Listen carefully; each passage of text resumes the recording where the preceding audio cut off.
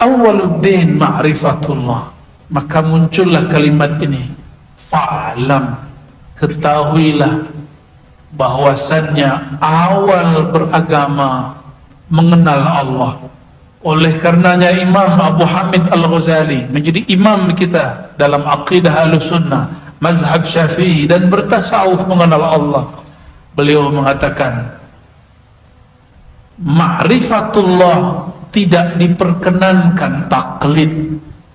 Taklid mengikut tanpa menyadari maknanya. Mesti dia faham apa yang dia hafal. Dari dulu kita hanya menghafalkan sifat 20, kapan lagi mau memahami maknanya? Maka pada siang ini saya akan bentangkan sedikit mengenai sifat Allah yang pertama, Kanallah, atau wujudnya Allah. Dalam hadis Imam Bukhari disebutkan Abu Musa Al-Ash'ari dan para kawan-kawannya, sahabat-sahabatnya dari kampung Bani Ash'ari yang berasal dari negeri Yaman, datang kepada Rasulullah bertanya, ya Rasulullah, kaifa kana Rabbuna, bagaimanakah Rabb kami? Maka keluarga Bani Ash'ari adalah awwalu man qaddama ilma ma'rifatillah ila Sayyidina Rasulillah, adalah orang kelompok keluarga yang pertama menanyakan itu kepada Nabi Muhammad sallallahu alaihi wasallam. Maka dari zuriatnya lahir Imamuna Abul Hasan Al-Ash'ari qaddasallahu sirrahu, yang kita kenal sebagai Imam Ahlus Sunnah, Imam kajian Ma'rifatullah. Dulu jidnya, datuknya Abu Musa Al-Ash'ari dan kawan-kawannya. Tapi keluarga Ash'ari ini juga ada yang suka berpolitik. Dia minta jawatan kepada Rasulullah SAW. Tapi keluarga yang lain minta ma'rifatullah. Apa kata mereka? Kaifa kana Rabbuna. Hadis ini sahih riwayat Imam Bukhari. Yang saya sampaikan, jika hadis itu hadis, jika bukan, kita jujur juga mengatakan itu bukan hadis Nabi. Bagaimanakah hakikat Tuhan kami, keberadaan Tuhan kami, wahai Rasulullah? Ini yang bertanya ruhnya. Ruhnya merindukan pulang kepada Allah Subhanahu wa ta'ala. Maka siapapun di antara tuan dan puan bertanya bagaimana cara mengenal Allah, itulah nur yang dulu ada di kolbu keluarga Bani Ash'ari. Apa kata Abu Musa Al-Ash'ari? Lalu Rasulullah menjawab, Kanallah wa la syai'a ma'ah. Allah senantiasa ada. Di saat dia ada, engkau dan alam semesta ini belum ada. Ulama kita beri istilah, ada itu disebut wujud. Maka dalam sifat 20 yang pertama kita hafal, Allah wujud qidam baqa. Boleh kita baca berjamaah? Allah wujud. Ayo, siapa yang pintar nasyidnya? Imam kita boleh baca Allah wujud qidam baqa. Ada yang boleh? Tafadhal. Khair ambil mikrofon. Ya, saya mau dengar orang Malaka galor gajah apa? Alor gajah. Mendendangkan sifat 20. Ya, karena ini yang hendak dibid'ahkan hari ini oleh orang-orang yang ingin mengganti akidah kita. Ya, tafadhal.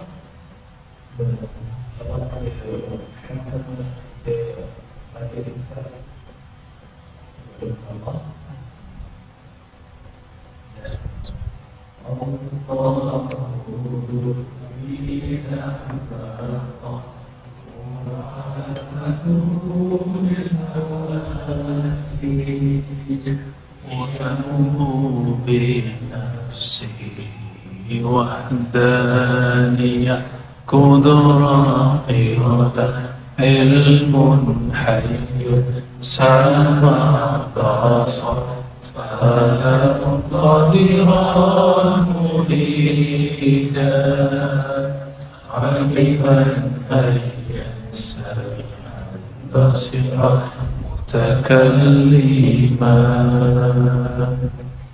Bolehlah ya. Itu nasyid siapa itu? Allah wujud qidam baqa. Wujud itu sifat, yang bersifat namanya maujud.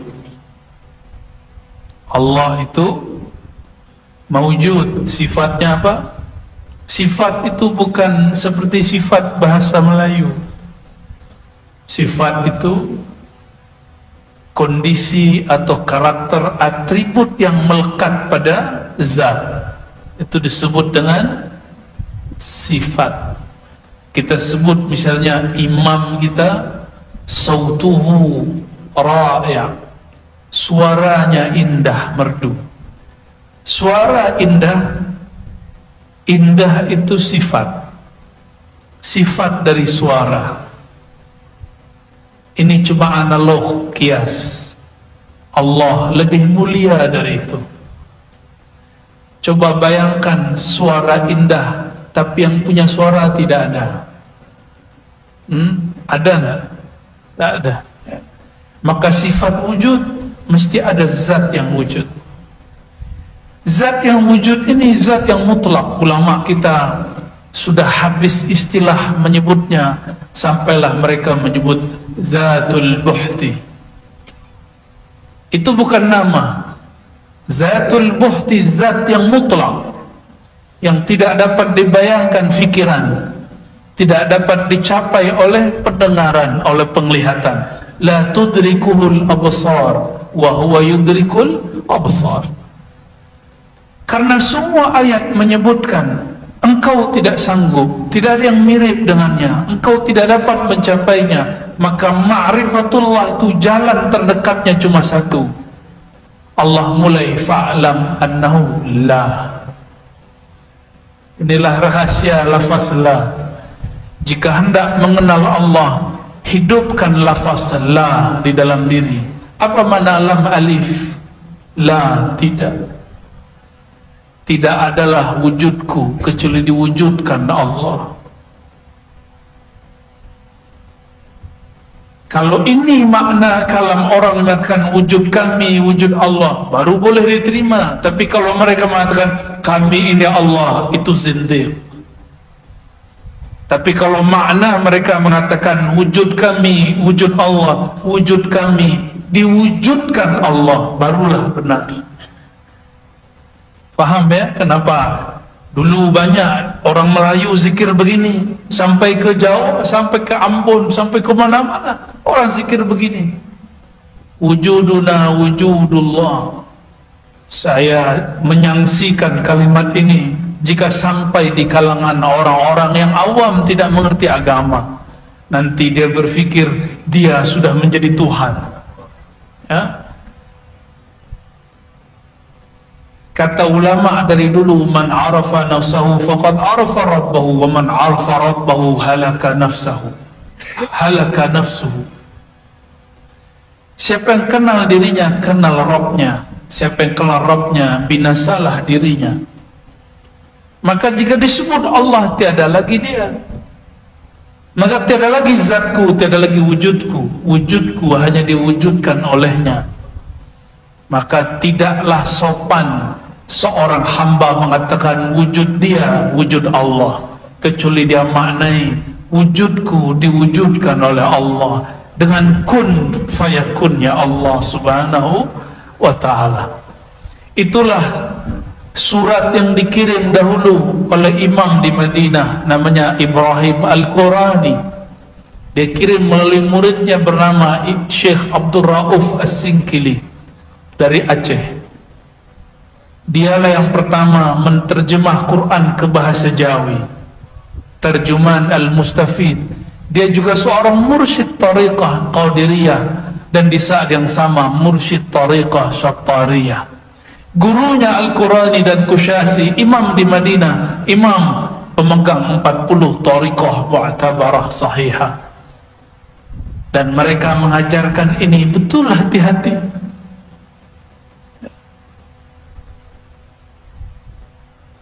Jadi wujud kita tidak usah mulai dari Allah dulu, mulai dari wujud kita. Wujud ini diwujudkan Allah.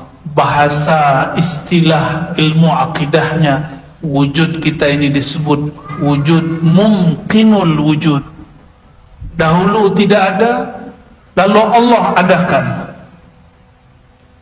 Maka dulu kita pernah bertanya ke jamaah di Pulau Jawa, lebih dahulu ayam atau telur?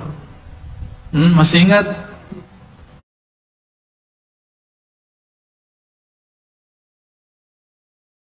Ada yang tahu kajian itu? Saya juga tanyalah sama orang Malaka ini. Lebih dahulu telur atau ayam? Mana yang dulu? Yang punya ayam di rumahnya, ada kandang ayam di rumah, lihat ada ayam mengeluarkan telur, orang ini akan bicara, oh ayam dari, telur dari ayam. Tapi anak-anak kecil, upin ipin, lihat ada telur menetas, keluarlah anak ayam. Kata mereka apa? Ayam dari telur. Oh, terputar. Namanya daur. Dalam ilmu akidah namanya daur. Ayam dari telur, telurnya ayam. Ayam dari telur, telur dari ayam. Ada lagi namanya tasalsul. Dari siapakah engkau? Dari ayahku. Ayahku dari ayahku. Terus sampai Nabi Adam. Nabi Adam dari tanah. Terus diputar. Tasalsul. Tidak ada ujungnya, seperti rantai. Rantai tidak ada ujungnya.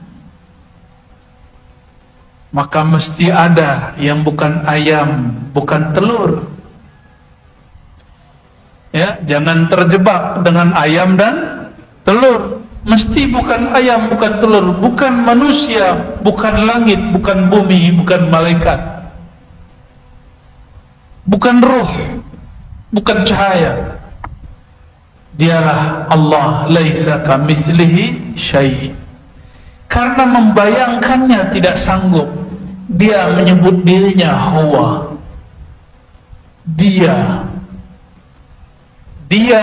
kita sebut dia, berarti orangnya tidak terlihat oleh mata, tidak terdengar oleh telinga. Itu yang disebut dia. Maka nama dia hu, itu salah satu al-asma'ul husna. Tapi sayang sekali beberapa da'i, dia tidak memperhatikan ini dan mengatakan zikir menyebut nama hu bid'ah. Ya, cukuplah kita kasih satu kitab judulnya Al-Ibda fi Madaril Ibtida, karya ulama Azhar, kawan dari Syekh Muhammad Abdu, Syekh Ali Mahfuz. Seingat saya beliau menyebutkan zikir hu disebut, bentangkanlah ada orang yang mengatakan bid'ah, ada yang tidak bid'ah. Satu-satunya yang mengatakan bid'ah adalah Syekh Ibn Taymiyah, ghafarallahu lahu. Semoga Allah ampuni dia. Niatnya baik, cuma emosinya terlalu tinggi. Dia membid'ahkan sesuatu sebelum betul-betul mutqin membahasnya. Maka dibantah oleh Imam Ibnu Athaillah dan muridnya As-Subki, lalu anaknya Tajuddin As-Subki, dan berlanjut sampai hari ini. Lalu di dalam kitab Ibda disebutkan, saya memilih, saya menguatkan bukan zikir menyebut nama hu tidaklah bid'ah, karena hu sebagaimana dikatakan Imam Abdul Qahir Al-Baghdadi dalam kitab Usuluddin dan kitab-kitab yang lain, Al-Asma' wa Sifat, hu adalah ismun min asma'ihi, nama dari nama-nama Allah Subhanahu wa ta'ala. Apa dalilnya? 3 ayat terakhir surat Al-Hasyr. Coba lihat. Huwallahul ladzi la ilaha illa hu. Berapa kali Allah sebut hu? 2 kali. Allahnya sekali. Kenapa tidak Allah dulu seperti ayat kursi? Allahu la ilaha illa hu. Allah hendak beritahu, bagi tahu untuk kita semua bahwa huwa bukan nama ganti, huwa nama zahir untuk Allah. Tapi untuk kita huwa isim dhamir kata ganti, dia, beliau. Tapi untuk Allah huwa asma min asma'il husna. Jadi cara untuk mengenal Allah ini jalan ringkas saja kita kasih, supaya tidak berat memikirkan. Karena ini bukan untuk difikirkan, ini hanya untuk dirasakan. Jika berzikir la ilaha illallah, katakan tiadalah wujudku kecuali diwujudkan oleh Allah, tiadalah wujudku kecuali bersumber dari kudrat iradat Allah, tiadalah ruhku kecuali dari hembusan Allah, tiadalah tubuhku, jiwaku kecuali melalui nur Sayyidina Muhammad Rasulullah. Inilah makna la ilaha illallah Muhammadur Rasulullah. Dari dulu kita bertemu para masyayikh, ini yang membedakan kita dengan para masyayikh. Mereka dulu kalau sebut la ilaha illallah, fahamnya sampai ke sini. Sekarang saya bagi free, gratis. Ya, antum cukup sedekah nanti ke siapa? Ya, dan lihat ada orang du'afa sedekah karena faham satu ilmu. Tanda syukur kepada Allah Subhanahu wa ta'ala. Dahulu ilmu ini disembunyikan, tapi salah satu ciri ilmu akan Allah hilangkan, ilmu ini mulai disembunyikan. Maka guru-guru kami pun mengatakan, anshir bainan nas, buka lagi ilmu fa'lam annahu la ilaha illallah kepada manusia. Maka kita pun minta izin kepadanya yang punya nama, yang namanya senantiasa kita sebut-sebut, semoga Allah ridha kepadanya. Fa'lam annahu la ilaha illallah. La ilaha, tiadalah wujudku kecuali diwujudkan oleh Allah Subhanahu wa ta'ala. Ini makna yang lebih aman. Ada makna yang lebih lembut, soft. Ilah bermakna mahbub, yang dicintai, yang dituju. Orang Melayu dulu sebut suka itu tuju. Saya tuju dia, saya suka dia. Di Palembang dulu begitu, ya. Di kepulauan dulu begitu, ya. Tuju. Bahkan di zaman Syekh Abdurrauf As-Sengkili juga sama. Maka tujuan itu sesuatu yang dicinta. Maka boleh kita maknai la mahbuba bihaqqin illallah. Tidaklah aku mencintai pada hakikatnya kecuali Allah Subhanahu wa ta'ala. Apa ciri-ciri kita sudah cinta kepada Allah? Aksarta dzikrah, engkau banyak menyebut namanya.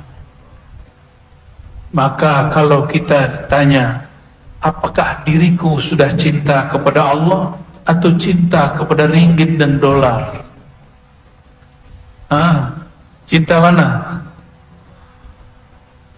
Karena mengenang Allah sungguhlah sulit. Saya bagi satu hadis lagi. Dalam hadis Ibnu Majah riwayatnya Hasan, Nabi berkalam, ala ukhbirukum bi khiyarikum. Maukah engkau aku beritahu, aku bagi tahu siapakah yang khiyar, yang terbaik di antara kamu? Di hadis yang lain Nabi mengatakan, ala adullukum, maukah kamu aku tunjukkan dengan amal yang khairikum, khairi a'malikum, sebaik-baik amalmu, yang paling tinggi di sisi Tuhanmu, paling diridainya. lebih mulia daripada jihad, lebih mulia daripada sedekah bil wariki wal zahabi. Apa itu? Di hadis yang Tirmizi disebutkan zikrullah, mengenal Allah, mengingat Allah. Tapi mengingat Allah itu ada di kolbu orang yang terbaik ini. Maka Nabi mengatakan, sebaik-baik kamu, semulia-mulia kamu, seutama-utama kamu, man idza ru'u dzukirullah, orang, sosok manusia, hamba yang jika engkau menatapnya, ru'u, mereka ditatap, mereka dipandang, mereka diingat, mereka didengar. Setiap kali engkau menatapnya, melihatnya, mendengarnya, dzukirullah, mereka membuat kamu ingat kepada Allah Subhanahu wa ta'ala. Siapakah yang paling mulia di antara mereka itu? Itulah Sayyidina Rasulullah. Maka sahabat pandang Nabi, ingat Allah. Tabi'in pandang sahabat, ingat Allah. Tabi'in pandang tabi'in, ingat Allah. Maka kita pun hari ini mesti memandang guru-guru yang bersanad bersilsilah kepada Nabi SAW. Tuba liman ra'ani wa amana bi.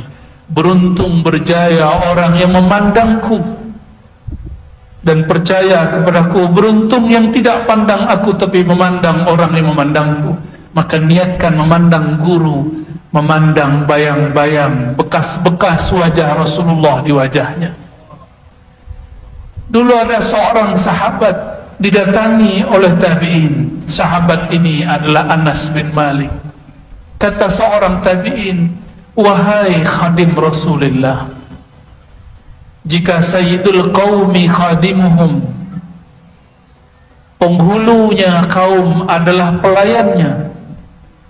Jika kita melihat ada raja-raja, ada perdana menteri, presiden, orang-orang yang paling kuat adalah orang-orang yang di sekitarnya, menteri-menterinya, wakil-wakilnya, wuzaranya, wazir-wazirnya.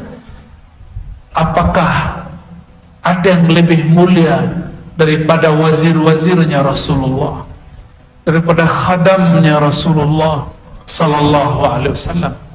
Sayyidina Anas yang 10 tahun dia menatap Rasulullah, didatangi oleh tabi'in. Apa kata tabi'in ini? Wahai khadam Rasulullah, izinkan bibirku mengecup mata yang dulu memandang Rasulullah SAW. Ada lagi yang datang, wahai sahabat Rasulullah, manakah lidah yang dulu diludahi oleh Rasulullah? Ternyata ada sahabat yang ambil berkah Nabi, dia diludahi Rasulullah.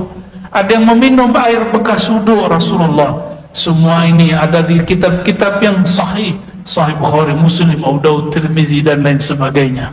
Dan ini bukanlah bagian dari khurafat, ini bagian dari tabarruk, dan tabarruk min babil mahabbah, bab cinta. Maka aqrabu turuqi ilallah al-mahabbah, sedekat-dekat jalan kepada Allah adalah cinta. Karena cinta melahirkan zikir yang banyak.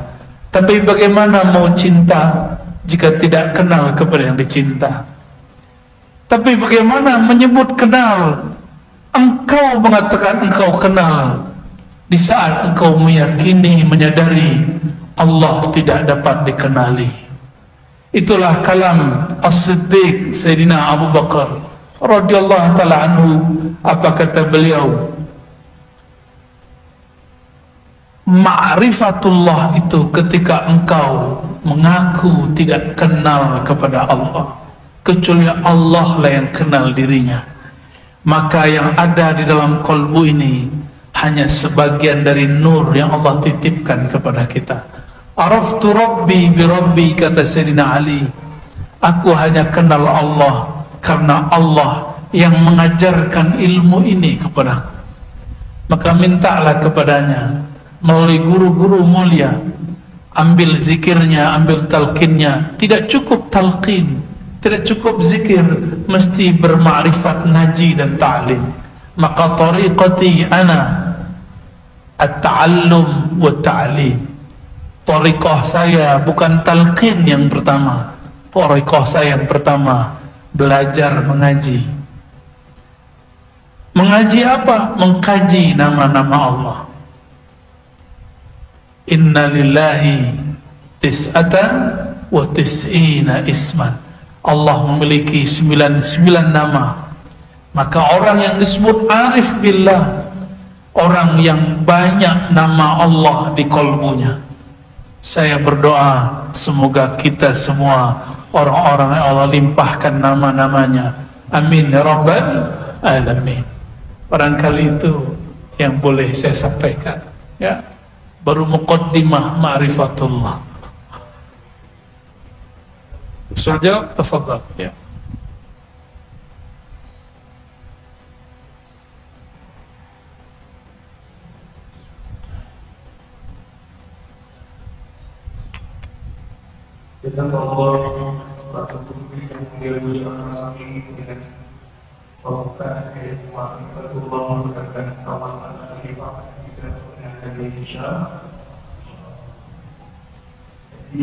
Saya masih buka apa dikatakan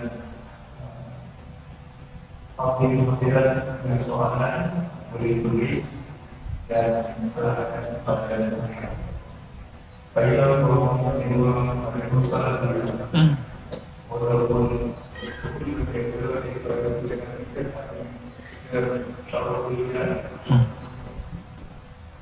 soalan yang pertama, pada maqam pada bila di manakah ini berada?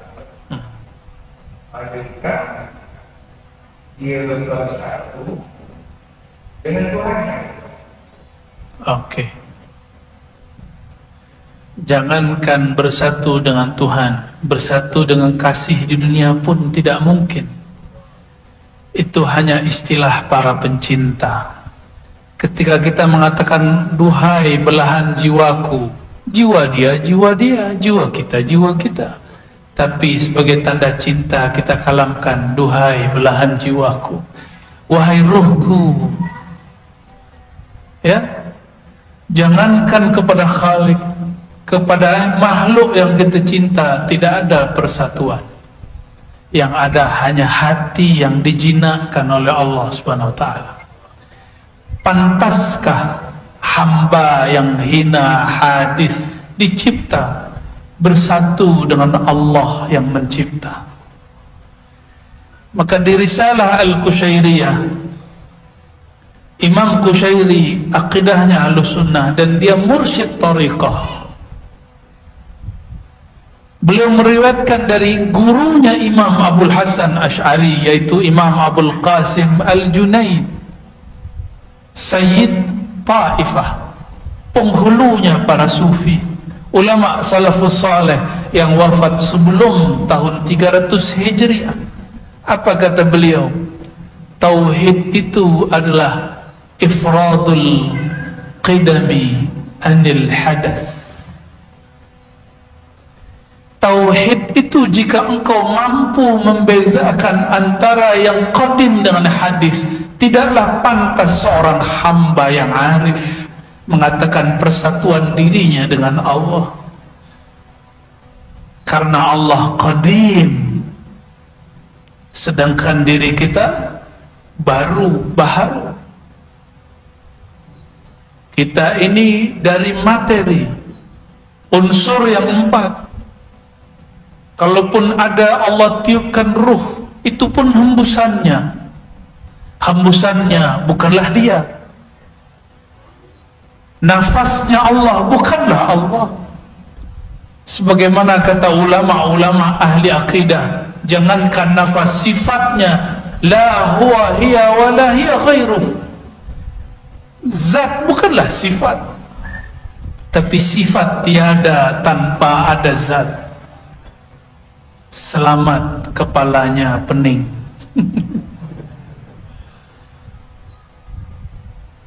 Jadi adab kita sebagai hamba ini ma'rifat tertinggi, bukan mengatakan aku bersatu dengan Allah, Tapi ma'rifat tertinggi itulah yang dicapai Sayyidina Muhammad SAW ketika dimi'rajkan ke atas arsy.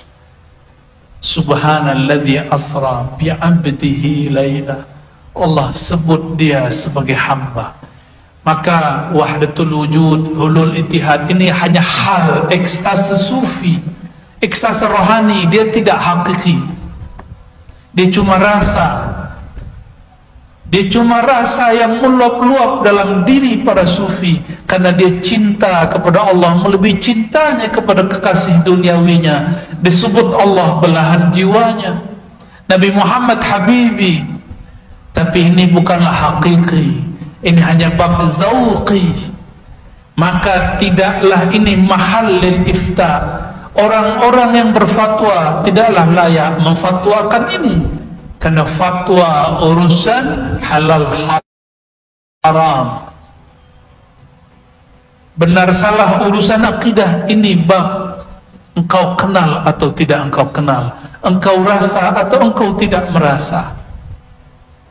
Jadi ini bab zauq, rasa, dan ini subjektif. Masing-masing wali, masing-masing orang lain rasanya.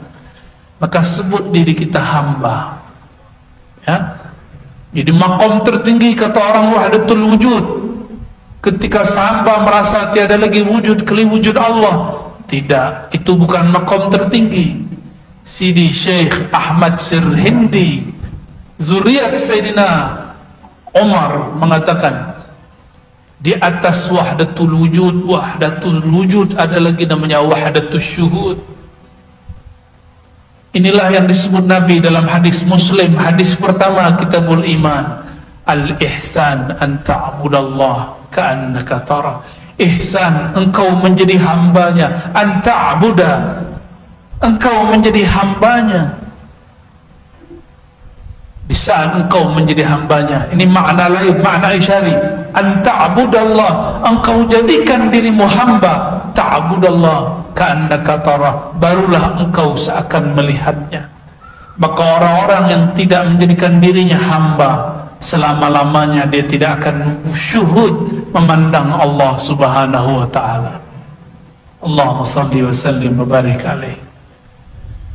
Soalan yang seterusnya, Islam itu bersaudara, mana lebih utama, bersahabat dengan diri Islam berbanding dengan manusia bukan Islam? Baik, mau yang horor ini ya, tahu horor? Jangankan berkawan dengan jin, berkawan lain bangsa pun kita kesulitan. Ya, saya hari kedua baru faham orang Malaka cakap. Ya, karena belum biasa. Kita nanya, bisa masuk? Dah boleh masuk? Kita nanya bisa, dia bilang boleh. Bisa boleh, bisa boleh. Lafaznya sudah berlainan. Lain kampung, sudah lain bahasa, lain tradisi, apalagi lain alam. Jin dan kita lain alam. Maka mohon maaf Bang Jin, kita tidak usah berkawan dalam-dalam. Jika engkau hendak ingin berkawan, berkawanlah sesuai yang engkau janji dengan Rasulullah dahulu dan Nabi Sulaiman. Siapa yang tidak punya ilmu Nabi Sulaiman, saya harap jangan berkawan dengan jin. Ya, biarlahkanlah jin jika dia mukmin. Wa khadim lana minal jinni ma'al iman. Ya Allah, jika hendak engkau membuat kami berkawan dengan jin, khadamkan dia dengan kami dengan syarat ada iman. Ini yang paling menarik. Dalam kitab Al-Furqan, Ibnu Taimiyah, imam Salafi, imam yang disebut kelompok Wahabi, Syekhul Islam, dia mengatakan isti'anah bil jin jaizah. Memohon bantuan jin boleh. Inilah anehnya Ibnu Taimiyah. Istighosah dengan aulia, tawassul dengan ulama tidak boleh, tapi isti'anah dengan jin boleh. Gharib min aghrabil gharaib wa ajbil ujjab qawluhu anna al-isti'anah bil jin jaizah. Ya, itu paling aneh. Tapi itulah Syekh Ibn Taimiyah, ya, ghafarallahu lahu. Tapi bagi ulama yang mengenal tariqah al-buniyah, itu hal biasa. Karena tariqah al-buniyah adalah pewaris ilmu Sayyidina Sulaiman. Tapi tariqah itu hari ini dirahasiakan Allah. Kalaupun ada orang buka kitabnya, itu hanya baca kitab. Sir tidak bisa dibagi, tidak boleh dibagi. Jadi saya advice, tidak usahlah berkawan dengan jin, cukup berdoa, wa khadim lana minal jinni ma'al iman. Cukup itu sudah doa yang diajarkan ulama dahulu, ditulis dalam kitab-kitab ulama Banjar, kitab perukunan. Silakan diamalkan, saya ijazahkan. Wa khadim lana minal jinni ma'al iman. Jangan katakan ya Allah kawankan kami, apalagi kawinkan kami dengan jin. Jangan, ya. Karena lain alam, sudah lain adab, sudah lain tradisi. Tapi kalau antum punya sir Nabi Sulaiman, saya berlepas diri. Ya, wallahu a'lam bissawab. Soalan yang kedua, apakah salah kita berpikir dengan Asmaul Husna seperti Ya Rahman, Ya Rahim, atau mana-mana Asmaul Husna? Karena ada yang mengatakan ia yang bid'ah, inilah dia yang menjadikan zikir yang terbaik. Afdalu dzikri la ilaha illallah. Zikir paling tinggi la ilaha illallah. Maka orang paling tinggi di sisinya orang yang bertahta di dalam jiwanya lafaz la ilaha illallah. Orang yang ada di dalam kalbunya nur la ilaha illallah Muhammad Rasulullah. Orang yang di dalam ruhnya ada musyahadah la ilaha illallah. Ruh jika bermusyahadah, dia dengar Allah berkalam la ilaha illa ana. Kalau qalbu mendengar, dia mendengarkan la ilaha illallah atau la ilaha illa anta. Tapi sir kita, hilanglah diri la ilaha illahu. Maka zikir yang paling afdal la ilaha illallah. Namun tekniknya ambillah dari mursyid yang ada di tanah Melaka ini. Ya, adab saya tidak boleh melanggar adab ini. Ya, kecuali para mursyid menyuruh saya di sini. Jika tidak, ambillah dari kolbu mereka.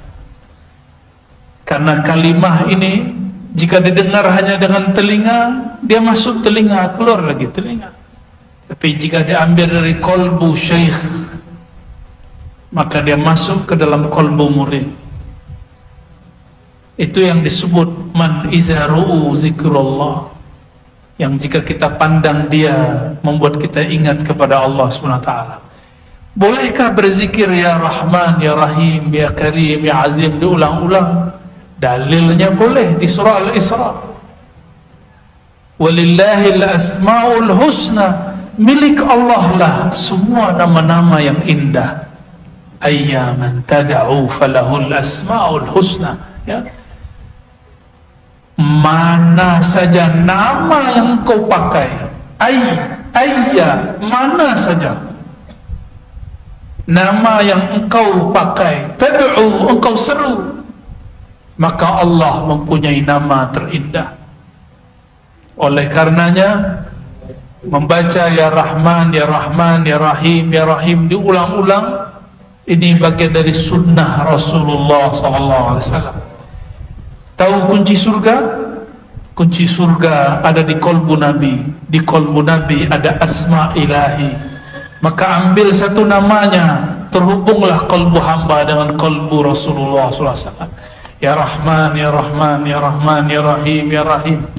Namun lebih afdal ambil teknik berzikirnya dari ahlinya, sehingga kita menjadi istiqomah. Kenapa belajar zikir tidak istiqomah? Karena tidak bermursyid.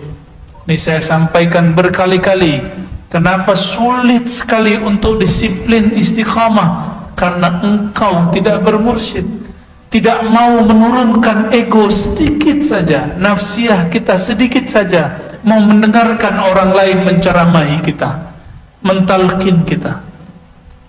Semakin seorang merendah dan katakan, datang ke guru mursyid, wahai tuan syekh, izinkan aku mengambil thariqahmu, izinkan aku menjadi muridmu. Di saat itu si murid sudah menghabiskan nafsiyahnya, dia rendahkan dirinya, barulah air ma'rifat mengalir ke dalam jiwanya. Karena kita tidak mau berguru gengsi, takut sesat, atau merasa diri sudah alim, sudah berilmu, tidak mau ambil dari ahlinya. Akhirnya zikir pun hambar, tiada rasa. Mungkin tuan-tuan ini ahli memasak, bisa masak, tapi tidak jelas rasanya. Orang Malaka sukanya makanan apa yang paling lezat? Pandan apa? Ya, asam pedas. Tuan ini buat, semua buat, boleh silakan. Tapi tidak tahu berapa takarannya, kadarnya. Asal masuk. Saya juga bisa buat, yang penting warnanya sama. Banyak ala hari ini orang mengejar zikir, bentuknya sama, tapi yang berbeza adalah zauknya, taste-nya, rasanya. Sama-sama resto asam pedas, tapi kenapa kita pilih yang di persimpangan jalan atau yang di belakang rumah? Karena yang masaknya ahli, bersanad dari tetua-tetuanya. Jika urusan perut dan lidah kita cari orang bersanad, kenapa urusan kolbu tidak cari orang bersanad? Oh, saya sekolah tinggi. Sekolahmu tinggi untuk akalmu, kolbumu belum sekolah. Sekolahkan kepada ahli kolbu. Allahumma salli ala Sayyidina Muhammad. Khalas? Fi ziyadah? Kita jawab pendek ringkas ya. Tanya langsung jawab, tanya langsung jawab.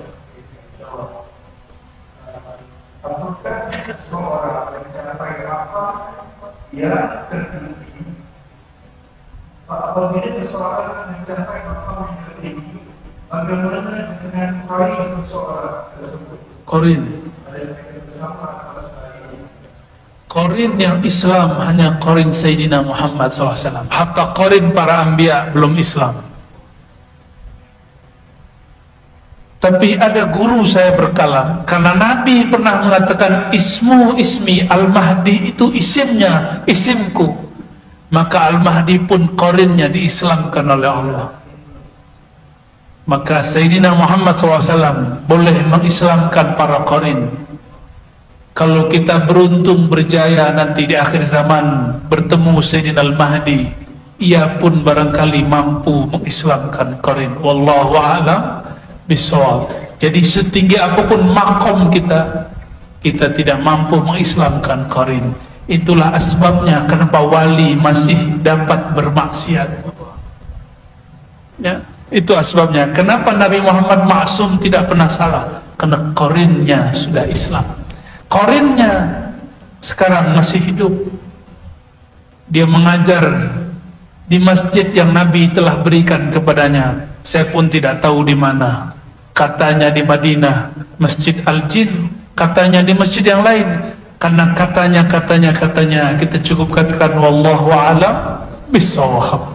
Ya. Baik.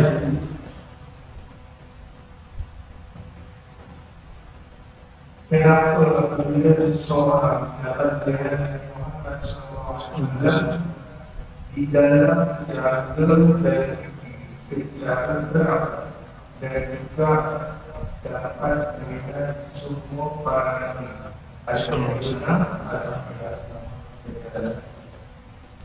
Nabi SAW mengatakan, Ana basyarun mislukum, aku manusia seperti kamu. Apa perbezaan Nabi dan kita?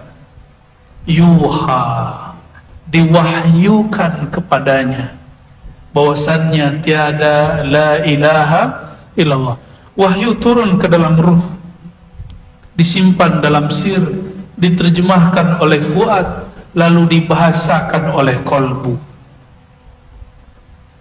Makanya ada orang arif billah tidak mampu membahasakannya karena ma'rifat dia berhenti di dalam ruh dan sirnya, belum diterjemahkan oleh kolbunya.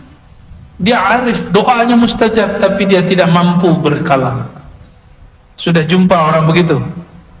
Doanya mustajab, tapi tidak mampu menjadi ceramah, tidak mampu jadi dai. Bagaimana kok ada? Kenapa ada orang melihat Nabi dalam keadaan jaga mimpi? Ini saya sampaikan. Merindukan Nabi dalam keadaan jaga lebih utama daripada bertemu Rasulullah dalam mimpi. Karena dalam mimpi itu bukan ikhtiar kita. Sedangkan kita ini ada kasab, ada ikhtiar, ada usaha yang mesti kita tanggung jawabkan kepada Allah. Orang yang merinduinya dalam keadaan jaga lebih utama daripada dia bertemu Rasulullah dalam keadaan mimpi, karena mimpi hanya terjemahan buah dari kerinduannya di alam jaga. Ahli-ahli neurologi menyebut sekarang ini alam bawah sadar atau alam sadar. Ini sebut alam sadar. Tapi sekali saja tuan-tuan asyik mendengarkan ceramah kajian, sebenarnya tuan-tuan sudah masuk ke dalam alam bawah sadar. Maka ada orang yang sudah masuk ke alam bawah sadarnya dalam keadaan dia masih jaga. Jika ini diteruskan, ada namanya beta, theta, alfa, terus masuk ke dalam dirinya, dia jaga, tapi pikirannya sudah masuk ke alam bawah sadarnya. Di saat itulah ruhnya diizinkan Allah memandang Sayyidina Muhammad SAW dalam keadaan jaga. Man ra'ani fil manam fasayarani yaqzah. Itulah makna siapa yang melihatku dalam mimpi, dia akan melihatku dalam keadaan jaga. Ya. Maka rinduilah ia dalam keadaan jaga. Ya. Ini amalan saya dari remaja, dari kecil. Sebelum Jumat, datang lebih awal ke masjid, atau berwirid di kamar kita, di bilik kita, bersolawat kepadanya 1 jam sebelum Jumat, 60 menit saja. Kenapa orang mampu main sosial media 2 jam, main game 3 jam? Kenapa? Karena dia lebih cinta dunia daripada Nabi Muhammad SAW. Orang seperti ini minta bertemu Nabi, mustahil. Ya, maka coba latih terus. Jangan bernafsu hendak bertemu Rasulullah, karena Rasulullah tidak menemui orang yang bernafsu. Wajahnya terlalu mulia dipandang oleh orang bernafsu menatapnya. Maka dahulu adalah seorang hamba, dia merindukan Rasulullah SAW, bertahun-tahun bersolawat 1000, 2000, tapi Allah tidak kunjung kasih hadiah mimpi. Sebelum Jumat, si hamba ini bersolawat, dia tebarlah sajadah, dia hendak sholat hajat, ingin bertemu Rasulullah, tapi dia tidak sanggup, badannya lemah, dia lelah. Maka dia ambil ujung sajadah, tangannya seperti dia tertidur. Salawat belum dibaca, salat pun belum diangkat, tapi dalam tidurnya Rasulullah mengundangnya bertemu. menjemputnya bersuah dan mengucapkan salam dan berkalam-kalam dengannya. Ketika dia bangun, orang sudah mau azan pertama. Disitulah dia menangis. Ya Sayyidi ya Rasulullah, di saat aku tidak berselawat kepadamu, engkau datang menjunjukiku. Artinya engkau datang kepadaku bukan karena aku berselawat kepadamu, tapi karena Allah telah memantaskan aku memandang wajah beliau. Arina wajhaka ya Sayyidi ya Rasulullah. Allahumma salli wa sallim wa barik alaihi. Dua lagi. Bagaimana kita mencari cara meningkatkan kecerdasan dari ingatan dan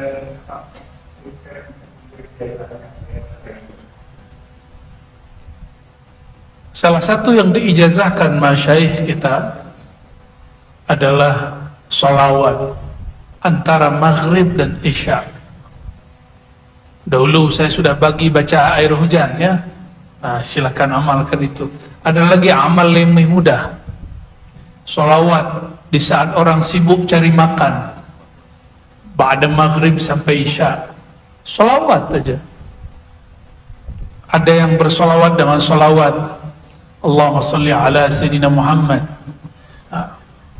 kama la nihayata li kamalika wa addi kamali. Ada yang sholawat menyapa Rasulullah, apapun sholawatnya.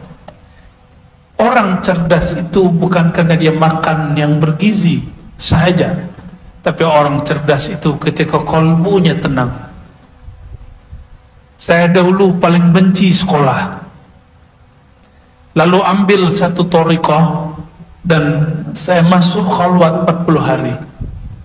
Mungkin hari ini berat khalwat 40 hari, usahlah ya.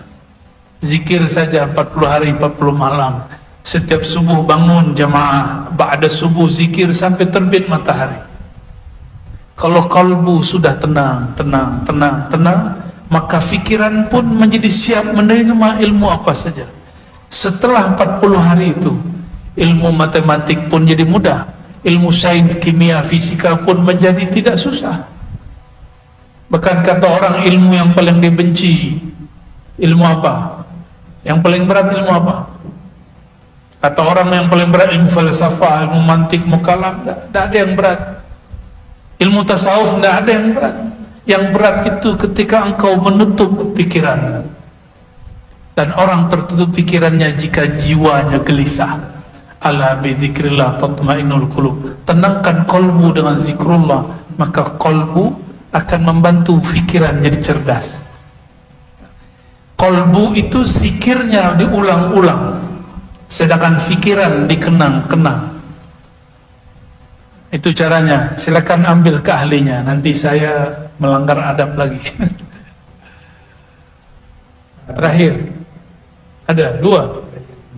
Insyaallah bonus. Ya, fadhal.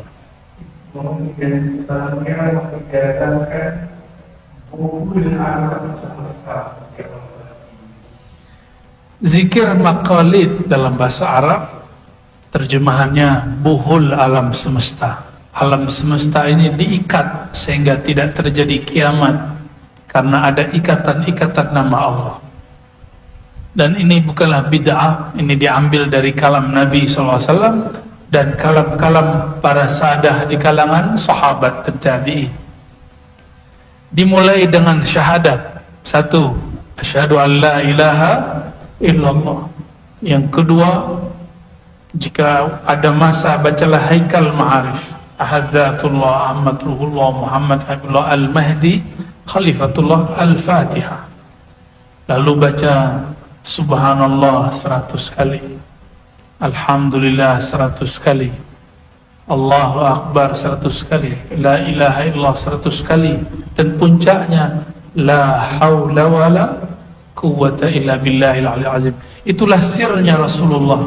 Maka Nabi mengatakan la haula kepada Sayyidina Abu Musa al-Asy'ari, kanzun min kunuzil jannah, perbendaharaan surga. Perbendaharaan surga itu adalah hatinya Rasulullah.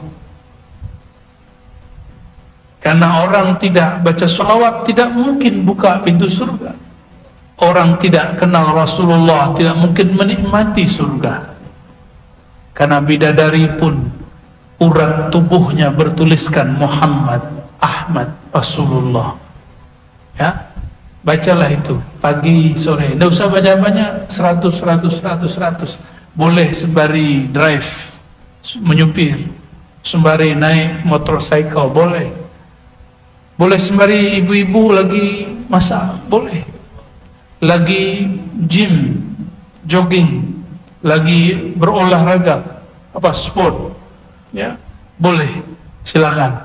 Tapi lebih afdol duduk tenang, ya, jangan duakan Allah Ta'ala.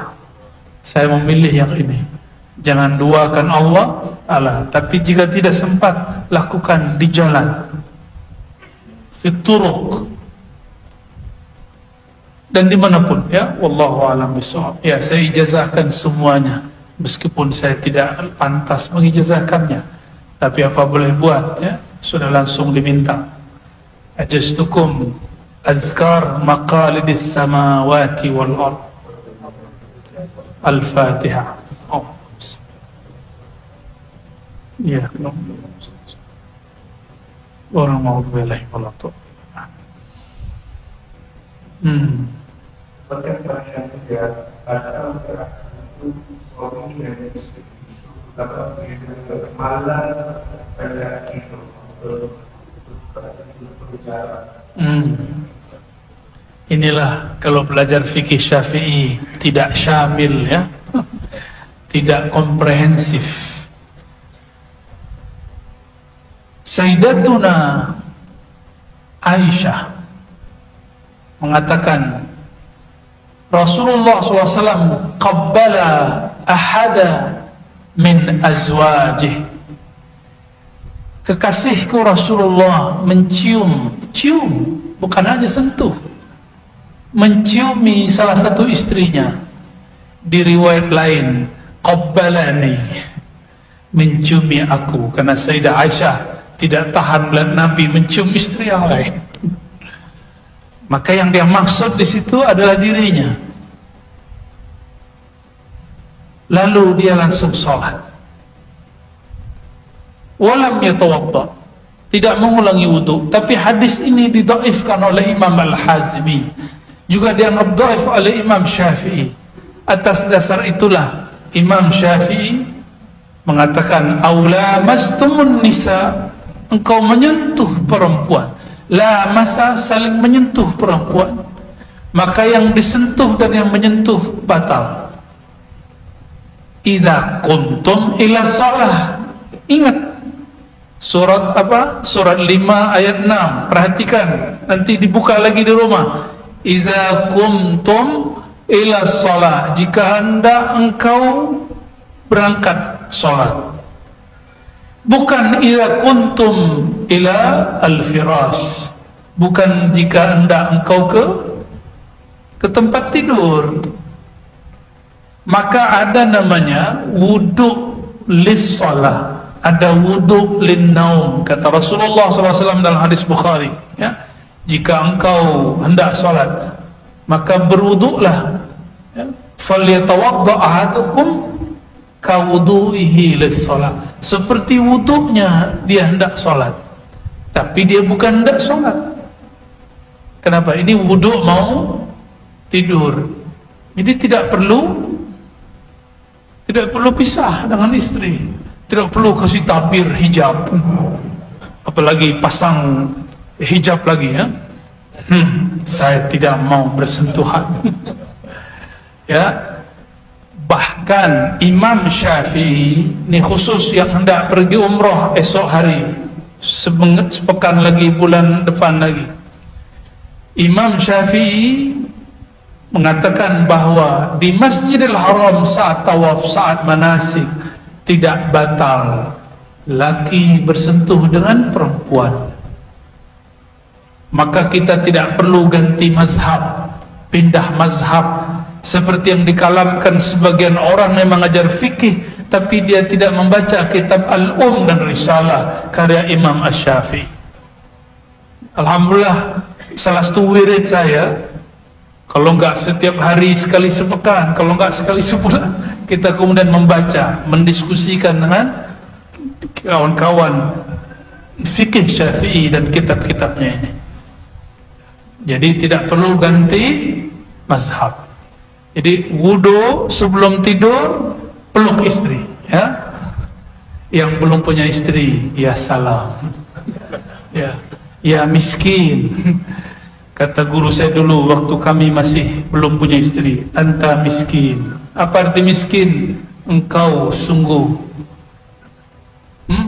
apa? Miskin terjemahannya, bukan miskin fakir. Sungguh rugi. Oi, orang merugi. Nisfu ni'matid dunya fi zawaj. Separuh nikmat dunia ada dalam menikah, tapi separuh azab dunia juga dalam menikah. Semoga Allah merahmati kita semua, merahmati keluarga kita, pasangan kita, orang tua kita, guru-guru kita, anak keturunan kita, wabil khusus siapapun yang hadir. Allahumma ya Allah ya Rahman, ya Rahman, wahai yang Maha Kasih, salli ala Sayyidina Muhammad, abdikar Rahman, abdikar Rahim. Sampaikan salam cinta kami, salam kasih kami kepada hambamu terkasih Sayyidina Muhammad sallallahu alaihi wasallam. Allahumma ya Allah, ampuni gelapnya hati kami karena maksiat, gelapnya jiwa kami karena syahwat. Ampuni keras kesatnya kolbu kami, disebut namamu kolbu kami tidak tersentuh, disebut nama nabimu kami tidak merinduinya ya Allah. Maka ampuni jahilnya jiwa ini, hinanya diri kami. Allahumma ya Allah, kami hendak ingin mengenal Engkau ya Allah, tapi banyak jalan di hadapan kami ya Allah. Fahdina ila siratikal mustaqim, maka tunjukkan kami ya Allah jalan yang langsung menuju Engkau ya Allah. Jangan uji kami dengan jalan-jalan yang bercanggah dari ajaran Nabimu sallallahu alaihi wasallam. Allahumma ya Allah, imam-imam yang dahulu menyebutkan makna siratal mustaqim mengatakan bahwa siratal mustaqim itulah Nabi Muhammad sallallahu alaihi wasallam. Maka ya Allah, bantulah kami, mudahkan kami mengikuti jalan Sayyidina Muhammad, ialah siratal mustaqim. Allahumma ya Allah, berkahi negeri kami, berkahi Nusantara ini, jiran-jiran kami, siapapun yang di kolbunya ada nama Nabimu, Nabi Muhammad sallallahu alaihi wasallam. Rahmati para pemimpinnya, sayangi para ulama'nya, dan berkahi semua rakyatnya. Allahumma ya Allah, isrif anna bala, isrif anna al-bala. Ya Allah, jauhkan dari negeri kami mara bahaya, bara semua bencana. Biizzatika ya Aziz ya Ghaffar, ya Ghaffar, ya Rahman, ya Rahim. Allahumma ya Salam, ya Allah yang maha menyelamatkan, membebaskan diri kami dari semua keburukan. Nas'aluka salamatas sudur, kami memohon ya Allah, bersihkan hati kami dari kesombongan, bersihkan hati kami dari merasa lebih alim daripada orang yang ada di hadapan kami, kiri kanan kami, belakang kami. Ampunkan sombong kami ya Allah, ampunkan riya kami ya Allah, ampunkan iri dengki kami ya Allah, ampunkan sifat kikir kami ya Allah. Allahumma ya Allah, ilaika nashku qaswata qulubina wa ilaika narju ya Rabbana ru'yataka wa ru'yata nabiyyika Muhammad sallallahu alaihi wasallam. Ya Allah, meskipun diri kami hina, tidak pantas menatap wajahmu dan wajah baginda Rasulullah sallallahu alaihi wasallam, namun ya Allah, pantaskan kami walaupun sesaat dalam hidup ini memandang wajahnya, memandang nurnya, menatap ruhnya, merasakan kedekatannya, mendapatkan syafaatnya di dunia dan di akhirat. Rabbana atina fid dunya hasanah wa fil akhirati hasanah wa qina adzabannar.